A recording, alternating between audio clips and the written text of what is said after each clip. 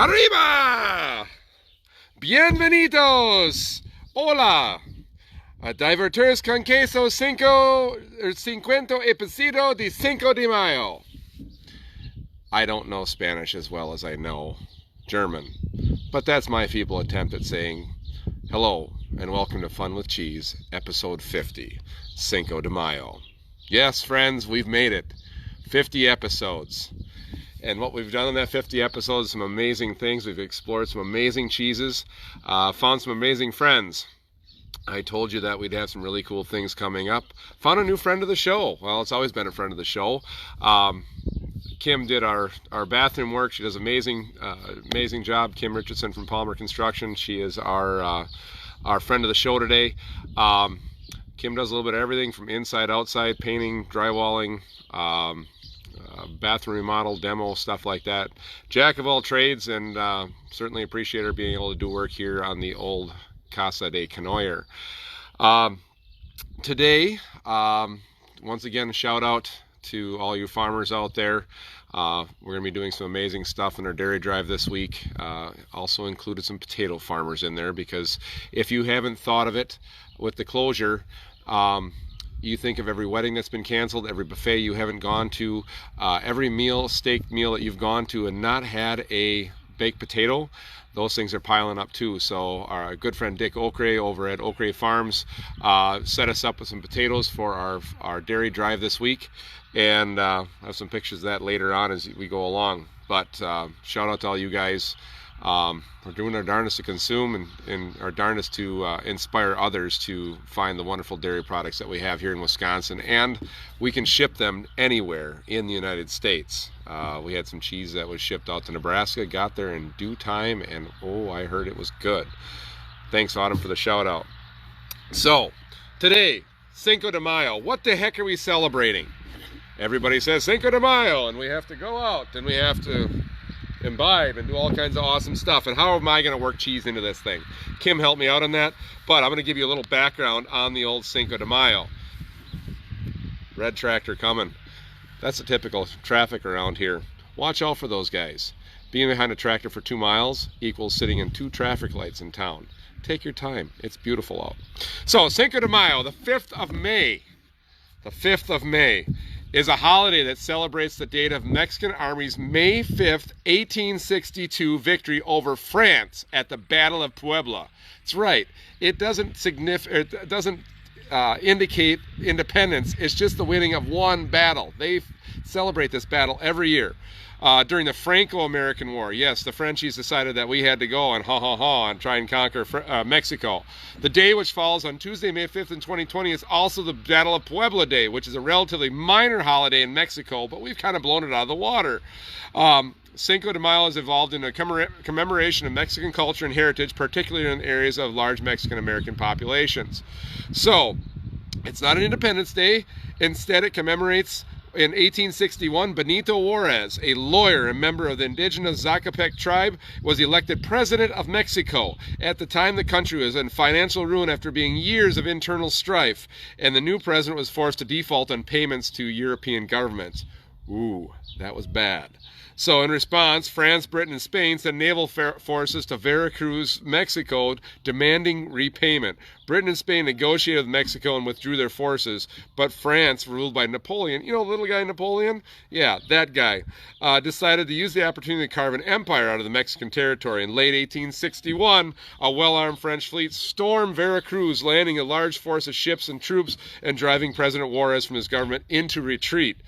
At the Battle of Puebla, certain that success would come with 6,000 to 8,000 soldiers on the French side and only 4,000 on the Mexican side. They set up in a little town by Puebla de Los Angeles, a small town in east central Mexico. From his new headquarters in the north, Juarez rounded up another ragtag force of 2,000 loyal men, in addition to the 2,000 he had, and many of them either indigenous Mexicans or mixed ancestry, and sent them to Puebla.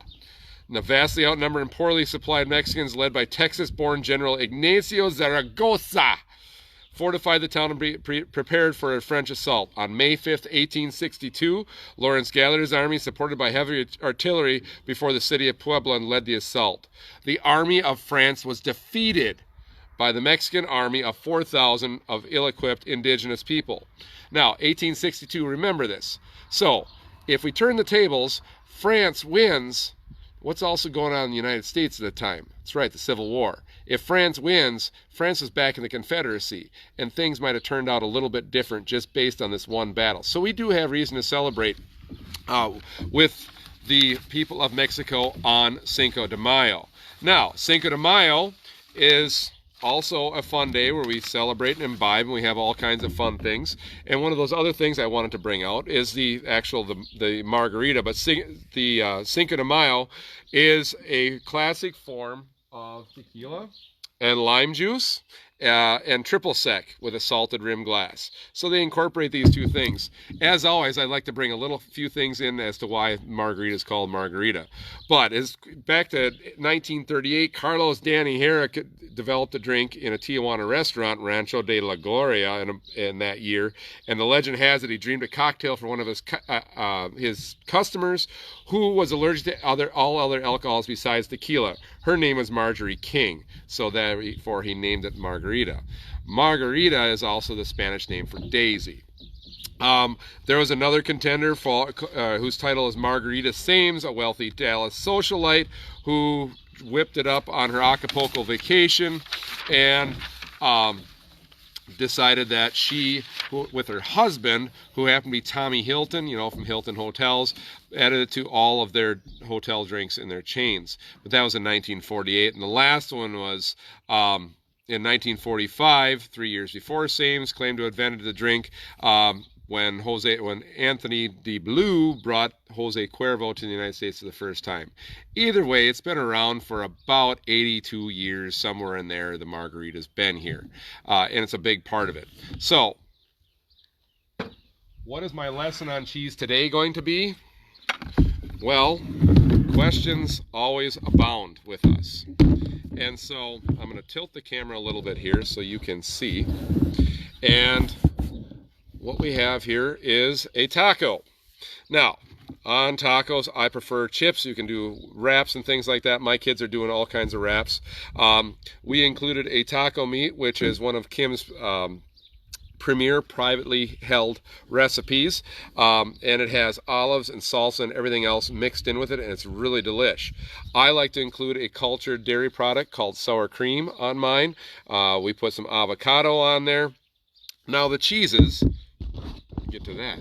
So, over at Dairy State, they make a processed cheese called taco cheese. And it has taco seasoning. The same taco seasoning that you put in your meat, they put into this stuff. So as they're heating up the cheese, remelting it, they add the ingredients in here, and they extrude it out. Now, what do you remember about processed cheese? It's going to be very smooth, lacking texture, excellent meltability. And as you can see, I put it on here and I microwaved it, and it melted very, very well. This is an awesome one. I like to mix because you know how much I love cheese. So I wanted to incorporate this in with it because Kim already shredded me up some taco cheese that I had on here. But I also found a salsa jack.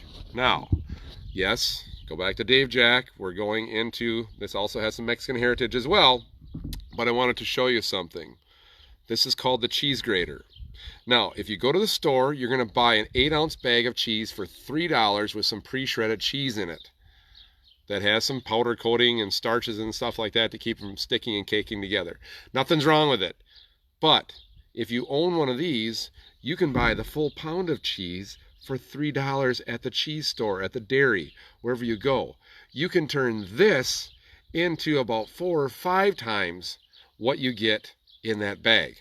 And it works like this. If you've never done cheese grating before, it works like this. Now, keep your fingers above and shred and shred and shred.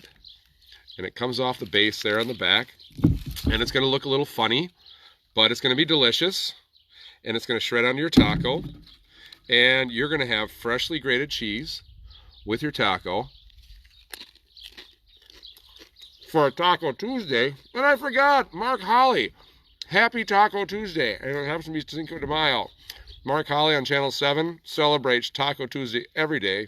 And I think he's at 147 consecutive Taco Tuesdays, which is a record. I think it's a world record. So,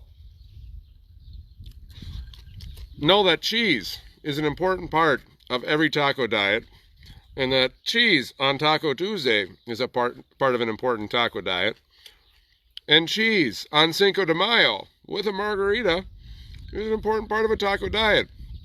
Cinco de Mayo celebrates one battle that adversely affected how we live today.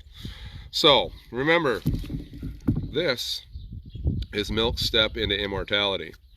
We'll see you guys for episode 51. Thank you for joining me for episode 50. I'm sure it was as fun for you as it was for me. Have a good night. Be good.